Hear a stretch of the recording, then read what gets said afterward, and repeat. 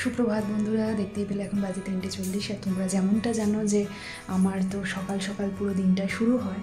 তো এখন আমি ল্যাপটপে একটা পডকাস্ট দেখতে দেখতে আমি বিছানাটার অবস্থা, কালকে আমি এখানে শুইনি, তো বিছানাটার অবস্থা একদম এই জামা কাপড় সব ঢিবি করে রেখে দিয়েছি। আমি হলেই শুয়ে পড়েছিলাম টিভি দেখতে দেখতে, তাই বিছানাটা এখন পরিষ্কার করে তুলবো। দেন আমি আমার সকালের যা যা কাজকর্ম আছে, মানে ঘরটা জাস্ট ক্লিন করে নিয়ে স্নান করে নেবো। তাহলে চলো আগে এগুলো সব গুছিয়ে নিই, তারপরে ফিরে আসছি।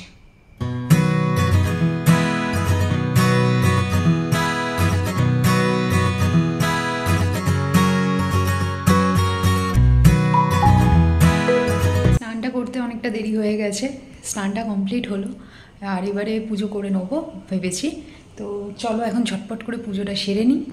এই যে আমি ঠাকুরকে খেতে দিয়ে দিই, তারপরে ফিরে আসছি, কারণ অনেকটা দেরি হয়ে গেছে, তাই একটু ঝটপট করে নেওয়ার চেষ্টা করছি। পুজো টুজো সেরে চলে এসেছি এখন ব্রেকফাস্ট টেবিলে। আজকের ব্রেকফাস্ট একদম সাউথ ইন্ডিয়ান ব্রেকফাস্ট, যেখানে আছে পাট্টু, বড়া, চাটনি। এটা আজকে বাদাম চাটনি ছিল আর ইডলি।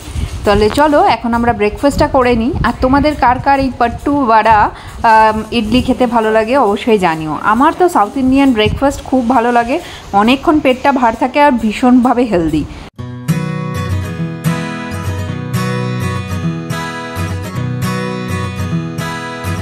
যে আমাদের বললাম যে সামনে একটা প্ল্যান আছে, তো সেই প্ল্যানের জন্য কিছু কেনাকাটা চলছে। তো অ্যামাজন থেকে বেশ কিছু জিনিস এসে গেছে, তো সেইগুলোর এখন ওপেন করছি। তো চলো দেখা যাক কি কি এসেছে, আর তোমরা গেস করতে থাকো আমরা কিসের প্ল্যান করছি। দারুণ ইন্টারেস্টিং ভিডিও কিন্তু আসবে। এই যে একটা হেয়ার সেরাম স্ট্রিক্সের,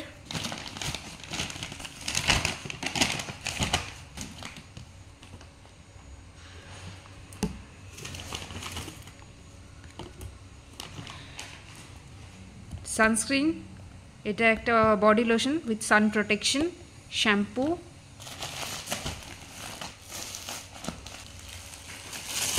এটা অবশ্য অন্য জিনিস, এটা আমার রুমের জন্য। এটাতে কার্টেন আছে, সুন্দর, বাহ হ্যাঁ সত্যি সুন্দর হয়েছে, বাহ সুন্দর হয়েছে এটা।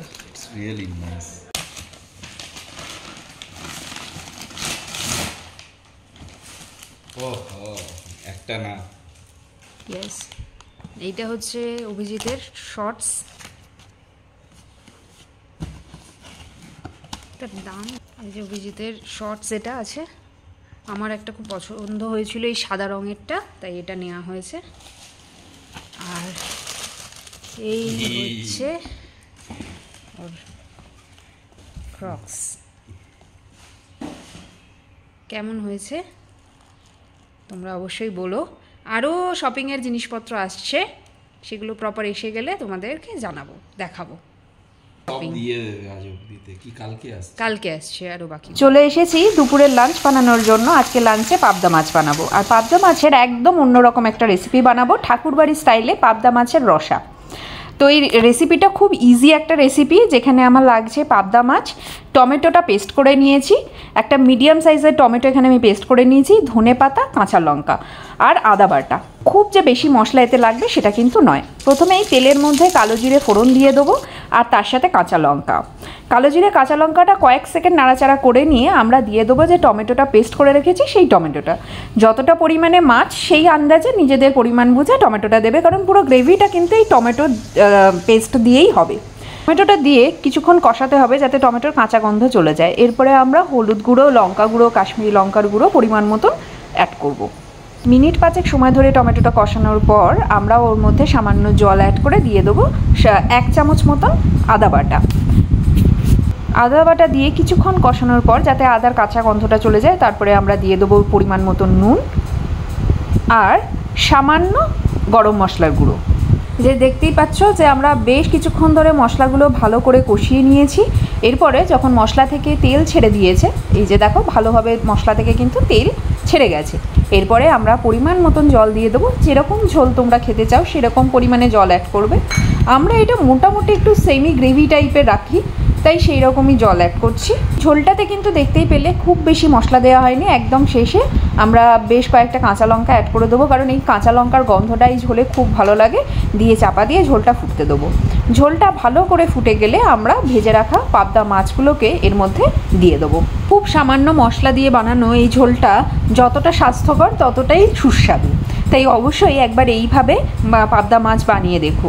এবার পাবদা মাছ দিয়ে ঝোলটা খানিকক্ষণ ফুটে গেলে উপর থেকে ধনেপাতা ছড়িয়ে নামিয়ে গরম গরম ভাতের সাথে পরিবেশন করতে পারো ঠাকুরবাড়ি স্টাইলের এই পাবদা মাছের রসা। খেয়ে পাবদা মাছের ঝোল আর ঝাল খেয়ে যখন মুখটা একদম মরে যায়, তখন কিন্তু এই রকমভাবে পাবদা মাছের রসা বানিয়ে খেয়ে দেখতে পারো। অবশ্যই বলতে পারি যে খুব ভালো লাগবে। আর যারা যারা এটা বানিয়ে খেয়ে দেখবে তারা অবশ্যই কিন্তু আমাকে পরে কমেন্ট করে জানিও যে তোমাদের এই রেসিপিটা কেমন লাগলো। তাহলে চলো এখন আমরা দুপুরে লাঞ্চটা সেরে নিই। আমাদের কিন্তু এই পাবদা মাছের রসার সাথে গরম ভাত হলেই হয়ে যায়, আর কোনো কিছুর দরকার হয় না। দেখছোই এবারের পাবদা মাছগুলো আমরা পেয়েও ছিলাম বড় ভালো, একদম জাম্বো সাইজের। এই রকম জাম্বো সাইজের পাবদা মাছ তোমাদের কার কার ভালো লাগে? তো এই যে দেখো রেডি হয়ে গেছি, এখন একটু বেরোবো। যেমন আমি বলেছিলাম যে আমাদের এইটা এবার উইকেন্ড স্টার্ট হতে চলেছে, আর যে সারপ্রাইজের জন্য আমি তোমাদের বারবারও করে বলছি সেই সারপ্রাইজের দিনটাও আস্তে আস্তে আসতে চলেছে। তো তোমরা জানোই যে আমি 3টে শাড়ি ফলস পিকো করাতে দিয়েছিলাম, গতকালকে দেবার কথা ছিল। তো গতকালকে আমি আর যেতে পারিনি। আজকে এখন আমি বেরোচ্ছি, শাড়িগুলোর ফলস পিকোর থেকে নেব, ব্লাউজটা নেব, অ্যান্ড দেন আমি একটু পার্লারে যাব। সকালবেলায় ফেসিয়াল অলরেডি আমি করে নিয়েছি, বাড়িতেই এসেছিল, কারণ ওটাতে আমার সুবিধা হয়, আমি ইউসি থেকে বাড়িতে ডেকে নিই। তো ফেসিয়াল করানো হয়ে গেছে, এখন আইব্রোজটা করানো বাকি। কারণ আবার ইউসি থেকে না আইব্রোজ কখনো খুব একটা ভালো করে না, আমার একদম পছন্দ হয় না। তো সামনের যে পার্লারটা আছে ওখান থেকে আমি আইব্রোজটা করি, যেটা ভীষণ ভালো হয়। তো সেটা করে নেবো, নিয়ে চলে আসবো। তাহলে চলো এখন বেরোনো যাক। এই যে আমার আইব্রো ডান, এবার চলো শাড়ি দুটো নিতে যাই।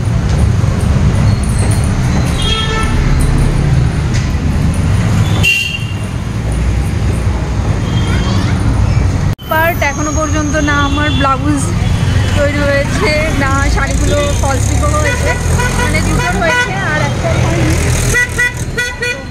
দেখে কিছু করার নেই, আমি এখান থেকে একটু ফুল নিয়ে নিই। এই যে নিয়েছি, আন্টি আমাকে একটা কি সুন্দর গোলাপ ফুল গিফট করেছেন। মনটা খুব ভালো হয়ে গেল। মনটা খারাপ হয়েছিল যে আমি এত চাইছিলাম আচ্ছা তোমার আজকে এই শাড়ি এগুলো সব নিয়ে নেবো, তাতে আমার সুবিধা হবে, কিন্তু সেটা তো হলো না। বাট চলো এখন বাড়ি ফেরা যাক। তো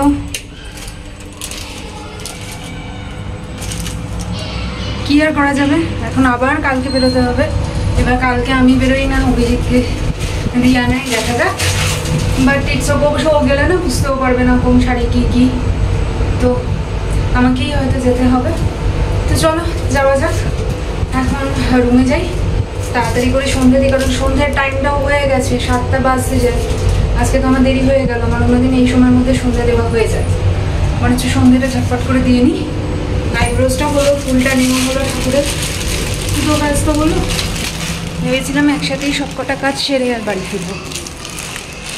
কখনো কখনো না ছোটো ছোটো জেস্চার মনটা খুব ভরিয়ে দেয়।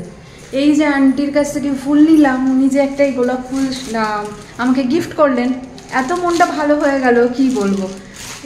এই আন্তরিকতাগুলো যখন মানুষের কাছ থেকে পাওয়া যায় না, তখন সত্যিই খুব ভালো লাগে। এই যে এই গোলাপটা আমাকে আন্টি দিয়েছিলেন, এত আনন্দ লাগছিল। শাড়ি পাইনি, ব্লাউজ পাইনি, মনটা খুব খারাপ, এদিকে আমার হাতে সময়ও খুব কম। যাই হোক চলো এবার তাড়াতাড়ি করে ফ্রেশ হয়ে সন্ধেটা দিয়ে নিই। এই যে সন্ধে দিচ্ছি, আর আজকের ব্লগটাকে এখানেই শেষ করছি। যদি আমার ব্লগটা ভালো লেগে থাকে তাহলে অবশ্যই লাইক করো, কমেন্ট করে জানিও তোমাদের কেমন লাগলো। খুব খুব খুব ভালো লেগে থাকলে বন্ধুবান্ধব রিলেটিভসদের সাথে শেয়ার করো। আর নতুন বন্ধুরা আমাদের চ্যানেলটিকে সাবস্ক্রাইব করতে ভুলো না, পাশে থাকা বেল আইকনটা অবশ্যই প্রেস করে দিও, তাহলে আমাদের আপকামিং সমস্ত ভিডিও নোটিফিকেশনস তোমরা পেয়ে যাবে। কারণ আগামী দিনে সামনের সপ্তাহে তো অনেক অনেক ধামাকেদার ব্লগ আসতে চলেছে, তার জন্য অবশ্যই চ্যানেলটাকে সাবস্ক্রাইব করতে ভুলো না। আর বন্ধুরা ব্লগটা যদি আমার ফেসবুক পেজ থেকে দেখে থাকো তাহলে অবশ্যই পেজটিকে ফলো করে দিও। আজকের মতন এই পর্যন্তই। সবাই ভালো থেকো, সবাইকে ভালো রেখো, সবার আগে নিজেরা ভালো থেকো, কারণ নিজেরা ভালো থাকলে তবেই সবাইকে ভালো রাখা সম্ভব। আজ তাহলে আসি, দেখা হবে খুব শিগগিরই।